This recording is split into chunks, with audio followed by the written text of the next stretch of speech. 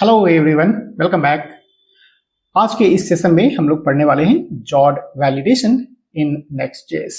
तो previous video में हम लोगों ने इम्प्लीमेंट किया था कि फॉर्म को कैसे वैलिडेट करेंगे with the help of jawed, लेकिन उसके अंदर में हम लोगों ने जो देखा वो थोड़ा सा एडवांस फॉर्म में था। लेकिन मुझे लगा कि थोड़े बेसिक चीज़ें जाननी चाहिए कि किस तरह से जॉड काम करता है, किस तरह से हम लोग अपने कंडीशंस को अप्लाई करते हैं, और अगर कंडीशन मिसमैच होता है या कंडीशन सेटिस्फाइड नहीं होता है तो उस केस में किस तरह से हम लोग मैसेज को डिस्प्ले करा सकते हैं। तो इसके लिए हम लोग यहाँ पे चलते हैं और बेसिक चीज़ों को समझते हैं। क्योंकि इंस्टॉलेशन तो आपको मालूम है बहुत ही सिंपल प्रोसेस है। इसके नीचे में स्क्रॉल करके आ जाना, यहाँ पे आपको इंस्टॉलेशन प्रोसेस मिल जाएगा। सिंपल, अगर आप npm यूज कर रहे हो तो npm इंस्टॉल जॉड कर लेना, और अगर yarn से करना चाहो या बन से करना चाहो या फिर आप pnpm को यूज करना चाहो तो उसको भी कर सकते हो। ये बिल्कुल सिंपल है। एक केवल आपको यहाँ पे अपडेट करना पड़ता है कि tsconfig के अंदर में आकर के और कंपाइलर ऑप्शन मिलेगा उसके अंदर, और वहां पे जाकर के आपको स्ट्रिक्ट मोड जो रहता है ना वो बाय डिफॉल्ट फॉल्स रहता है, वहां पे आप इसको ट्रू कर देना। जैसे कि मेरे पास आ जाओ, यहाँ पे हमारे पास प्रोजेक्ट सेटअप है और यहाँ पे है हमारे पास पैकेज.json, और यहाँ पे डिपेंडेंसी में आप जाकर के देखोगे तो यहाँ पे हमारे पास जॉड इंस्टॉल है ऑलरेडी 3.22.4। जब मैं ये वीडियो क्रिएट कर रहा हूँ उस समय जॉड का ये वर्जन है। हो सकता है अगर आप बाद में देखोगे तो आपके पास डिफरेंट वर्जन मिलने वाला है। और एक जो हम लोग बात कर रहे थे tsconfig के अंदर में, यहाँ पे कंपाइलर ऑप्शन है और इसके अंदर में यहाँ पे स्ट्रिक्ट मोड है, इसको आप ट्रू कर लेना। बाय डिफॉल्ट ये फॉल्स रहता है। ऑलराइट, अब हम लोग आते हैं इसके बेसिक फंक्शनैलिटी के ऊपर में। तो सबसे पहले ऑब्वियसली आपको जॉड को यहाँ पे इंपोर्ट करना पड़ेगा, और यहाँ से केवल एक चीज आपको डिस्ट्रक्चर करके निकालना है, जेड नाम के ऑब्जेक्ट को, और इसी के थ्रू सारा काम है। आपका जो बेसिक डेटा टाइप का इम्प्लीमेंटेशन है वो सारी चीजें आपको जेड के थ्रू ही करना है। तो सबसे पहले आप क्या करते हो यहाँ पे कि एक स्कीमा डिजाइन करते हो। स्कीमा कहने का मतलब कि एक शेप डिजाइन करते हो और इस शेप के अंदर अपने डेटा को पास करते हो और बोलते हो जॉड को कि जरा चेक करके दिखाओ कि मैंने जो डेटा दिया है वो दिए हुए स्कीमा को सेटिस्फाई करता है या नहीं करता है। अगर सेटिस्फाई कर गया देन वेल एंड गुड, और अगर सेटिस्फाई नहीं किया then you have to throw the error.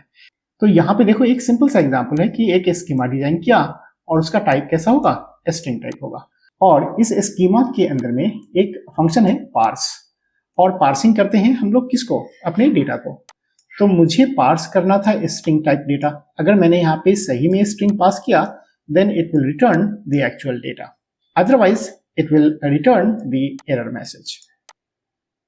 So I hope आपको समझ में आ गया होगा, और इसको आप डॉक्यूमेंटेशन को थोड़ा सा पढ़ते रहना यहाँ पे, क्योंकि इस डॉक्यूमेंटेशन के अंदर में आपको सारे डिटेल मिल जाएंगे एक एक करके, और जैसे जैसे आप वीडियो में आगे बढ़ोगे ये सारी चीजें आपको क्लियर हो जाएगी। अब हम लोग आ जाते हैं अपने VS कोड के अंदर में, और यहाँ पे हम लोग बनाते हैं एक न्यू पेज, और उसी पेज के अंदर में हम लोग सारे टाइप्स को समझने वाले हैं। तो यहाँ पे हमारे पास एक सोर्स नाम का फोल्डर है और सोर्स में है ऐप, और यहाँ पे हमारे पास पेजेस नाम का फोल्डर, और इस पेजेस के अंदर में हम लोग यहाँ पे बना लेते हैं एक फोल्डर, और फोल्डर का नाम रख लेते हैं हम लोग यूजर फॉर्म, और इस यूजर फॉर्म के अंदर में आप एक पेज बना लो। तो यहाँ पे हमने बना लिया page.tsx, ये हमारा टाइप स्क्रिप्ट फाइल होने वाला है। तो यहाँ पे हम लोग कर लेते हैं बॉयलर प्लेट कोड, और ये तो आप सभी को मालूम है। यहाँ पे हम लोग कर लेते हैं user form page, and let's come to our browser and check whether it is working और नॉट। स्टेप बाय स्टेप हम लोग चेक करते चलते हैं, और यहाँ पे है हमारे पास लोकल होस्ट /यूजर फॉर्म। तो ये तो मिल गया हम लोगों को यूजर फॉर्म। अब हम लोग इसको थोड़ा सा साइड बाय साइड रख लेते हैं, और चूंकि ये सारे डिटेल हम लोगों को यहाँ पे मिलने वाले हैं तो इसको हम लोग रखते हैं दोनों को सामने, और फिर आप यहाँ पे समझने की कोशिश करो।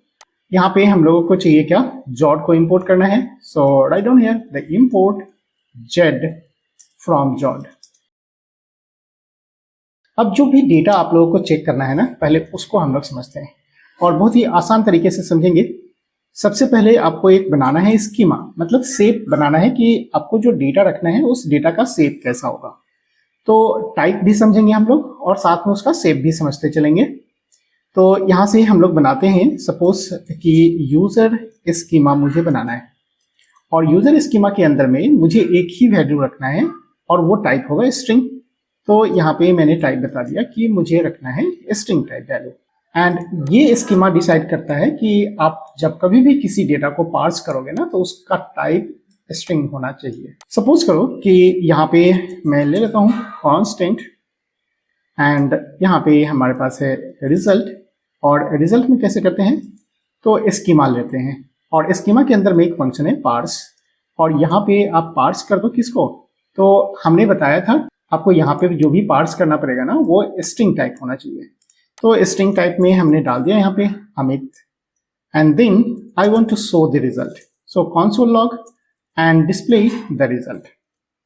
अब देखो यहाँ पे जो हमारा रिजल्ट आया वो क्या आया, so we have got the Amit and this is the server side data checking, right. क्योंकि मैंने यहाँ पे अभी यूज क्लाइंट यूज नहीं किया है, और मैंने डिस्कस किया था कि जॉड का जो यूज करेंगे ना वो क्लाइंट साइड में भी यूज कर सकते हैं और हम लोग चाहें तो इसको सर्वर साइड भी यूज कर सकते हैं। क्योंकि क्लाइंट साइड के वैलिडेशन के लिए हमारे पास बहुत सारे पहले से लाइब्रेरी हैं, जो प्रीवियस वीडियो में हमने डिस्कस किया था कि रिएक्ट फॉर्म का भी यूज कर सकते हैं, लेकिन वो मुझे सर्वर साइड का वैलिडेशन नहीं देता है। और जब कभी आप डेटा को पास करते हो क्लाइंट से सर्वर के लिए, तो सर्वर पे जो डेटा रिसीव हुआ है वो आप कंफर्म नहीं कर सकते कि जो डेटा क्लाइंट से आया है सेम डेटा हम लोगों ने सर्वर पे रिसीव किया है। तो उन दोनों डेटा को वैलिडेट करने के लिए हम लोग एक कॉमन स्कीमा बनाते हैं, और वो स्कीमा जो बनाते हैं वो जॉड की हेल्प से बनाते हैं। तो इससे हमारा क्या होगा कि टाइम सेव हो जाएगा, कि क्लाइंट के लिए अलग वैलिडेशन और फिर सर्वर के लिए अलग टाइप के वैलिडेशन हम लोग को इम्प्लीमेंट नहीं करना पड़ेगा। So it will save our time. अब आगे बढ़ते हैं। यहाँ पे हमने जो पार्स किया था वो स्ट्रिंग टाइप था।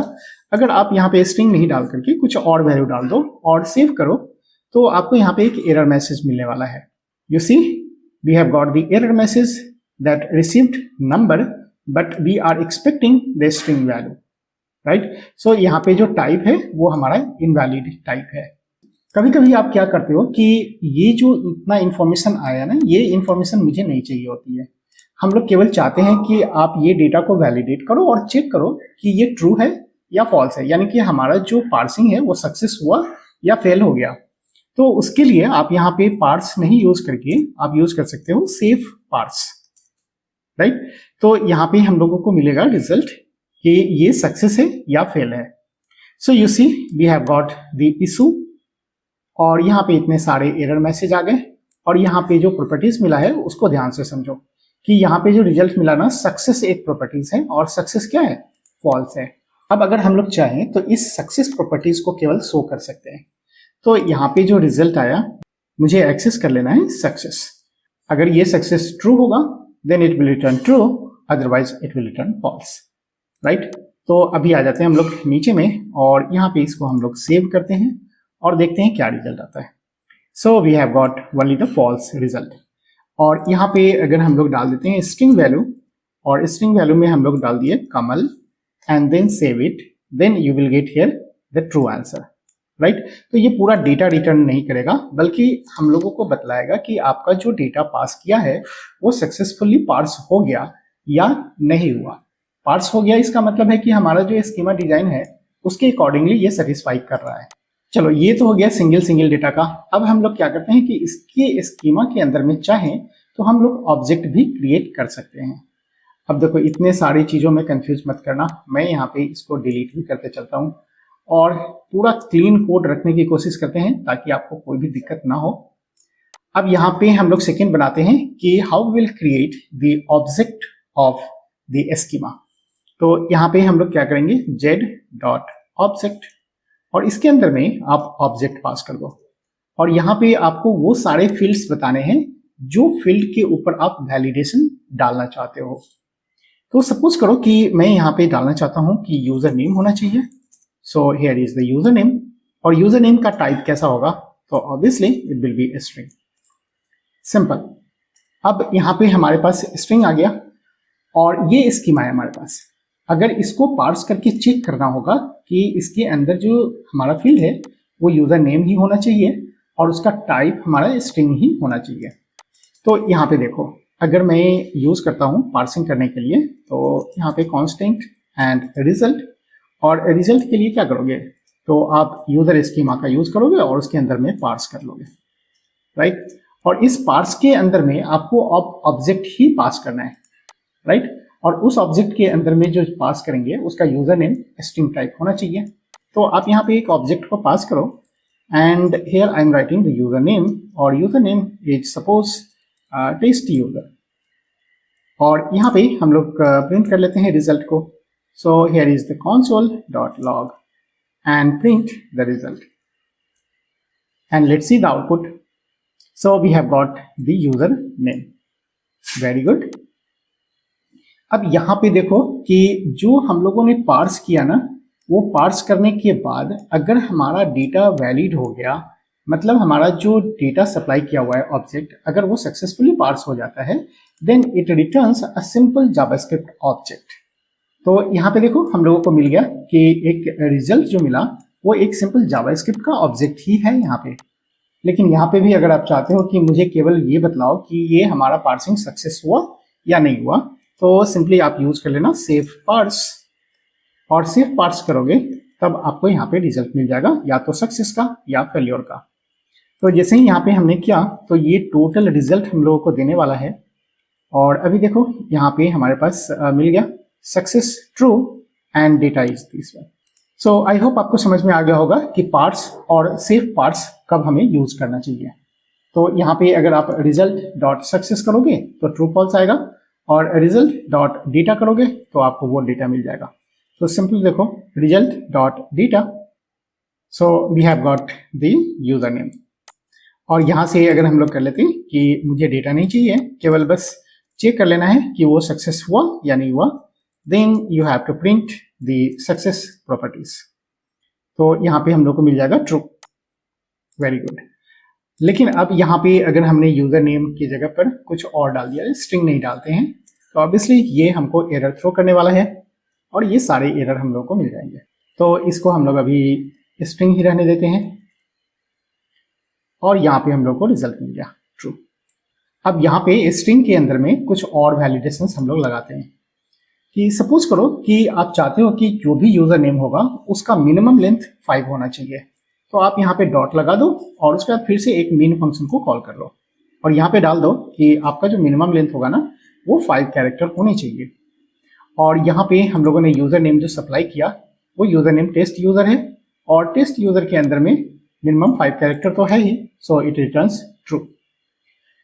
लेकिन अगर मैं यहाँ पे कर देता हूँ केवल test and then press save, तो यहाँ पे आपको मिल गया फॉल्स, कि अभी आपका जो क्राइटेरिया है वो सेटिस्फाई नहीं किया है।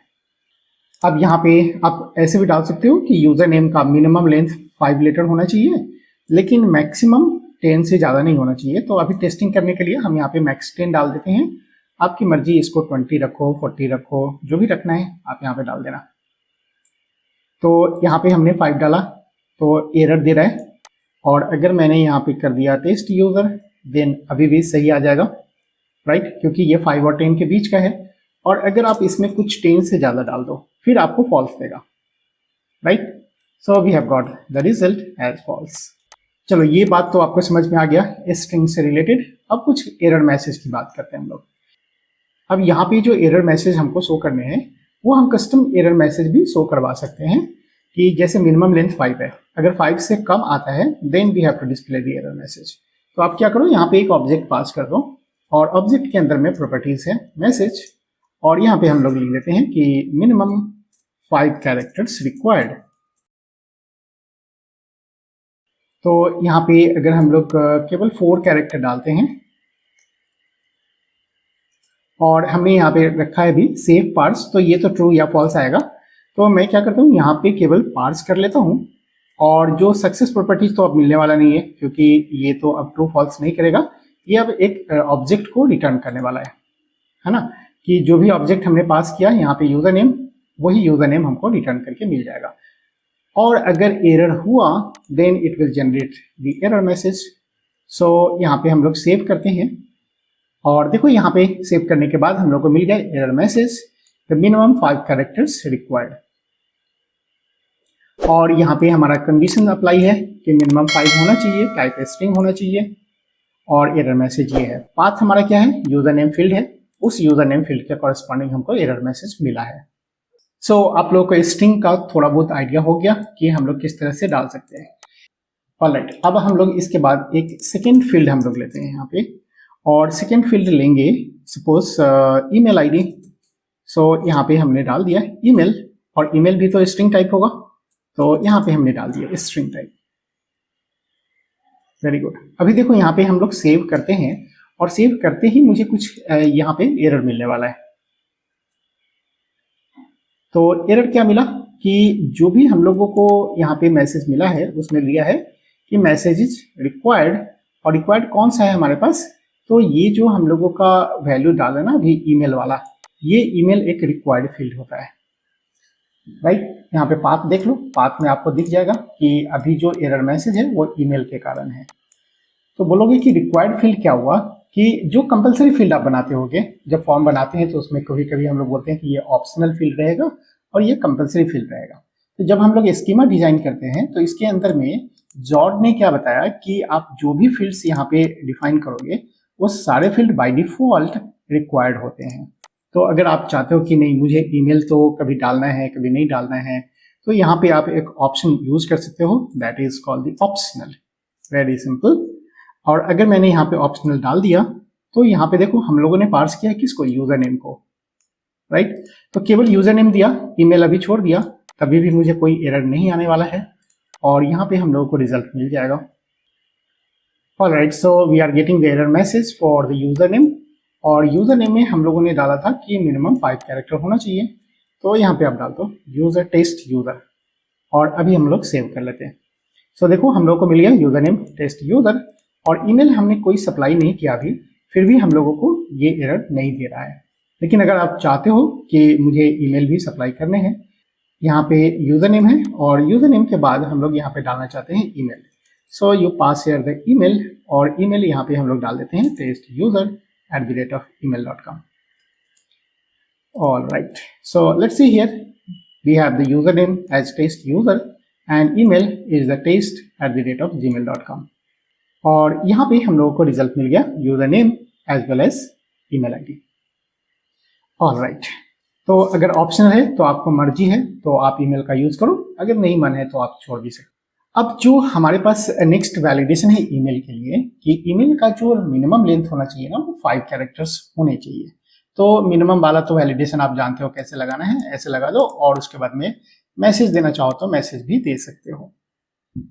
मैं यहाँ पे कुछ अलग वैलिडेशन डालता हूँ कि जो भी हम लोग ईमेल डाल रहे हैं यहाँ पे उसका फॉर्मेट सही होना चाहिए। अगर कोई ऐसे ही डाल देता है testgmail.com, तो ये हमारा एक वैलिड ईमेल आईडी नहीं होगा, इसका फॉर्मेट गलत है। फिर भी हम लोगों को कोई एरर मैसेज नहीं आया। यहाँ पे देखो testmail.com आ गया। तो यहाँ पे हम लोग ईमेल को कैसे वैलिडेट करवाएं कि हमारा जो दिया हुआ फॉर्मेट होगा ईमेल का वो ईमेल फॉर्मेट के हिसाब से होना चाहिए। तो आप क्या करो, यहाँ पे स्ट्रिंग कर दो और इसका टाइप कर दो कि ये ईमेल होना चाहिए, राइट। और ऑप्शनल भी है, अगर आप यूज करना चाहो तो आप ईमेल को यूज करो, और अगर नहीं यूज करना चाहते हो देन इट्स गुड, ठीक है। तो अब चलो यहाँ पे हम लोग सेव करते हैं और देखते हैं हम लोगों को कुछ एरर आता है कि नहीं।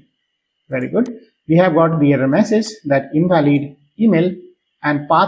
पाथ जो है वो हमारा फील्ड को बताता है कि आपका ईमेल गड़बड़ है ना। तो आप अगर यहाँ पे डाल देते हो @ और सेव करके देख लो तो ये हमारा वैलिड ईमेल आईडी होगा और मुझे करेक्ट आंसर मिल जाना चाहिए।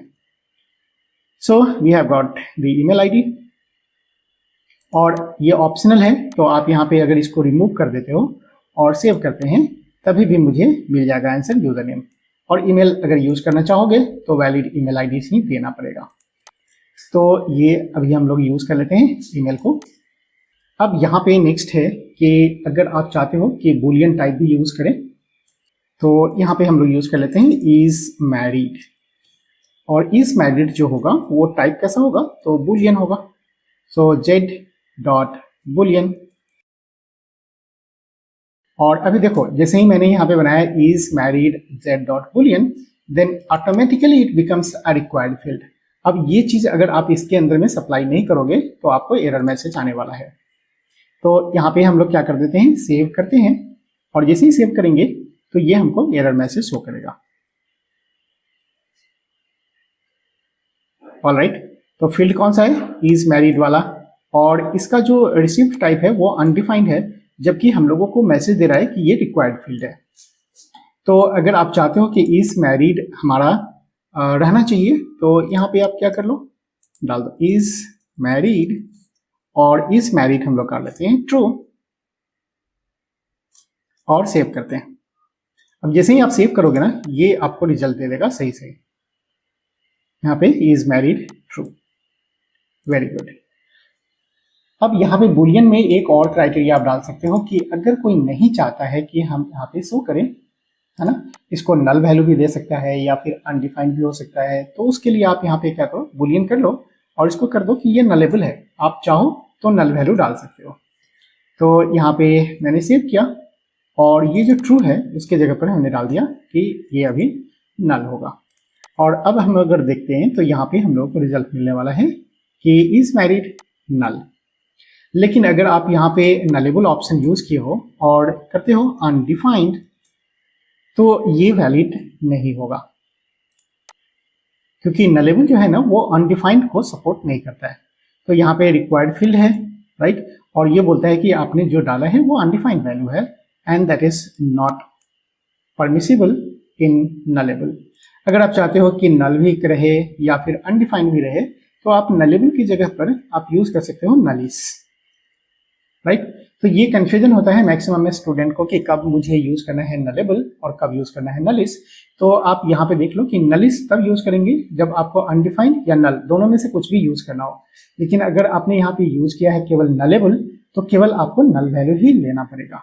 तो अभी हम सेव करके देखते हैं और देखते हैं कि आउटपुट क्या आता है।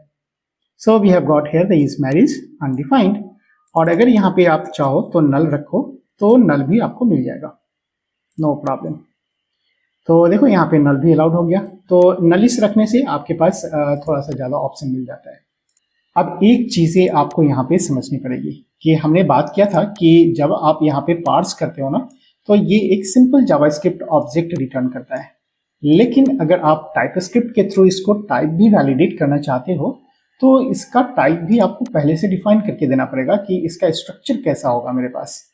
तो क्या करते हो आप टाइप स्क्रिप्ट के अंदर में, तो टाइप डिफाइन करते हो और यहाँ पे आप डालते हो कि यूजर टाइप कैसा होना चाहिए, है ना। तो यूजर के अंदर में आपके पास सभी 3 फील्ड्स है, यूजर नेम है, ईमेल है और इज मैरिड है। तो यहाँ पे आप कैसे यूज करोगे कि यूजर नेम को आप बताओगे कि ये स्ट्रिंग टाइप होना चाहिए, और हमारा जो ईमेल होगा वो भी एक स्ट्रिंग टाइप होना चाहिए, और एक है हमारे पास इज मैरिड, तो यहाँ पे इज मैरिड, और इज मैरिड जो होगा वो हमारा बुलियन होगा। वेरी गुड, यहाँ पे हमने टाइप बता दिया। अब देखो यहाँ पे सारी चीजें फिर से रिक्वायर्ड फील्ड है, लेकिन हम लोगों ने यहाँ पे रखा क्या है कि ईमेल जो होगा ना वो ऑप्शनल है। तो आप यहाँ पे कैसे ऑप्शनल फील्ड बनाते हो, क्वेश्चन मार्क कर दो, ये ऑप्शनल प्रॉपर्टीज हो गया। ऑल राइट, अब इसका जो रिटर्निंग टाइप होगा ना, स्कीमा के थ्रू जो भी डेटा आ रहा है वो एकदम टाइपस्क्रिप्ट वैलिडेटेड होना चाहिए। तो आप यहाँ पे जो रिजल्ट ले रहे हो, रिसीव कर रहे हो, उसका टाइप कैसे कर दोगे, तो यूजर टाइप होना चाहिए। तो देखो यूजर टाइप हम लोगों ने ऊपर में बना लिया था, और इस टाइप से हमारा ये मैचिंग होना चाहिए। अब यहाँ पे देखो कि हमको एक टाइप स्क्रिप्ट कंप्लेन कर रहा है कि टाइप बुलियन, नल, अनडिफाइंड, राइट। तो ये सब चीज़ों को हम थोड़ा सा बाद में हैंडल करते हैं। पहले हम लोग केवल सिंपल यूज कर लेते हैं कि इज मैरिड जो होगा ना, एक बुलियन है और वो एक रिक्वायर्ड फील्ड है। अब इसको कैसे मैनेज करना है आप अभी ज़्यादा टेंशन मत लो, इसको मैं बाद में हैंडल करके बतलाता हूँ, राइट। तो ये हमारा एक सिंपल बुलियन टाइप है, और ये अब हमारा कंप्लेन खत्म कर दिया, टाइप स्क्रिप्ट वाला कोई कंप्लेन नहीं है। और इसको सेव करो तो ये हम लोगों को रिजल्ट दे देगा सही सही, इज मैरिड, और इज मैरिड जो है वो हमारा कैसा है, बुलियन टाइप है। तो यहाँ पे हम लोगों को बुलियन में क्या रखना पड़ेगा, नल तो अलाउड नहीं है, तो यहाँ पे आप ट्रू या फॉल्स रख सकते हो। सो आई थिंक आपको समझ में आ रहा होगा कि क्या क्या हम लोग कर रहे हैं यहाँ पे, और कितने स्ट्रिक्ट वैलिडेशन ये करता है जॉड के थ्रू। सो आई होप आपको ये समझ में आ गया होगा। अब यहाँ पे एक चीज आपको और समझनी है कि यहाँ पे जो हम लोगों ने टाइप स्क्रिप्ट के थ्रू टाइप को बताया और फिर स्कीमा में हम लोगों ने इन सारे टाइप को बतलाया, तो इससे क्या आपको लग रहा है कि हम लोग डबल मेहनत कर रहे हैं यहाँ पे, कि एक बार तो टाइप स्क्रिप्ट के लिए हम लोगों ने टाइप बताया, यहाँ पे सारे वैलिडेशंस वगैरह लिखे, उसके बाद स्कीमा में इसको पास किया और जो रिटर्न किया उसको फिर टाइप स्क्रिप्ट से हम लोग इसको टाई अप किया। तो बोलते हैं कि इतना सारा मेहनत हम लोगों को नहीं करना है, तो क्या करेंगे, ये वाला पार्ट हम लोग हटा देंगे और यहीं से हम लोग इन्फर कर देंगे किसको, जो हमारा स्कीमा है उसके बेस पर हमारा यूजर टाइप होना चाहिए। तो यहाँ पे स्कीमा बना लो आप, और स्कीमा बनाने के बाद आप यहाँ पे बना लो कि हमारा जो टाइप होगा ना यूजर का वो कैसा होगा। तो यूजर टाइप कैसे करेंगे, तो हम लोग करेंगे z.infer और इन्फर के अंदर में एंगल ब्रैकेट लिखते हैं और यहाँ पे बता देंगे कि that should be of type of, और टाइप ऑफ कैसा होना चाहिए, तो यूजर स्कीमा होना चाहिए। तो यहाँ पे जो हमारे पास यूजर स्कीमा डिजाइन है ना, उसके बेस पर ये हमारा यूजर टाइप डिजाइन हो जाएगा।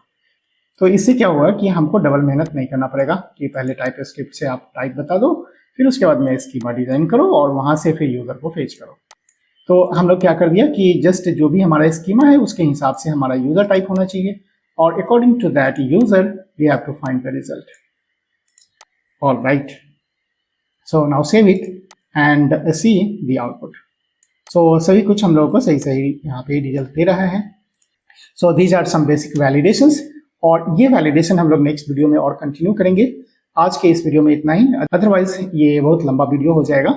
सो इसलिए मिलते हैं अगले वीडियो में, तब तक के लिए बाय बाय।